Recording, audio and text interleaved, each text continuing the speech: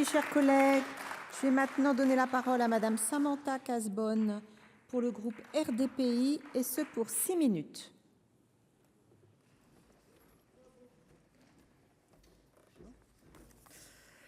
Madame la présidente, monsieur le ministre, monsieur le rapporteur, mes chers collègues, nous débattons aujourd'hui d'une proposition de loi visant à assurer le respect du principe de laïcité dans le domaine du sport.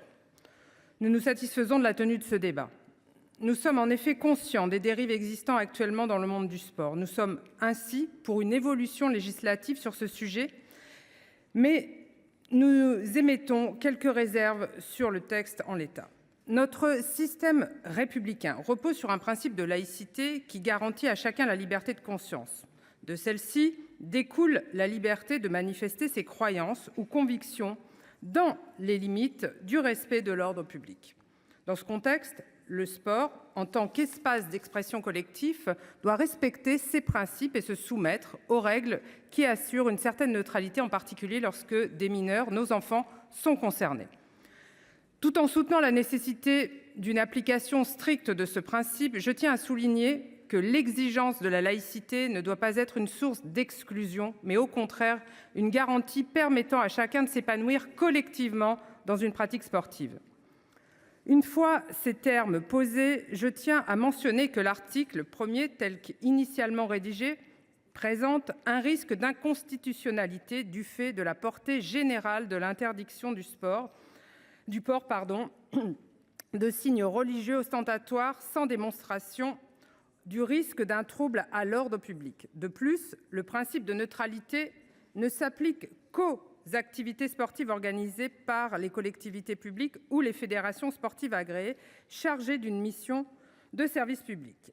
Les acteurs concernés par le dispositif semblent ainsi être trop étendus. C'est pourquoi, avec mon groupe, nous proposons un amendement de réécriture gommant ce risque d'inconstitutionnalité et venant reprendre la jurisprudence posée par le Conseil d'État dans sa décision du 29 juin 2023. Cette décision avait notamment confirmé qu'il était possible pour la Fédération française de football de prévoir dans ses statuts, dans le cadre de sa délégation de service public et pour le bon déroulement des compétitions et manifestations, qu'elle organise ou autorise l'interdiction dans le temps et le lieu des matchs, du port de signes ou de tenues manifestant ostensiblement une appartenance religieuse. Les choses sont différentes pour les mineurs. Au même titre que l'école, le sport initie nos enfants à la coopération et au respect de la règle commune. Il est un facteur d'intégration, de mixité sociale et de renforcement de la cohésion nationale. Au nom de mon groupe, je propose ainsi de maintenir le dispositif proposé par cette PPL en son article 1er, mais en le limitant aux mineurs. En effet, nos enfants, sur le modèle de notre école républicaine, ne doivent pas être influencés dans leur choix avant leur majorité. Pour ces derniers, la question de la laïcité dans le sport doit permettre à chacun de grandir, d'évoluer et de s'épanouir dans un environnement neutre. Il paraît difficilement concevable de voir nos enfants pratiquer un sport dans le cadre de l'EPS à l'école et ne pas avoir les mêmes règles qui s'appliquent dans la pratique du même sport dans un club qui peut avoir un lieu dans le même complexe sportif avec un même encadrant et les mêmes élèves. Notre proposition permet de trouver une position équilibrée entre protection des mineurs par une harmonisation des règles tout en gommant le risque d'inconstitutionnalité du texte par la codification de la jurisprudence existante.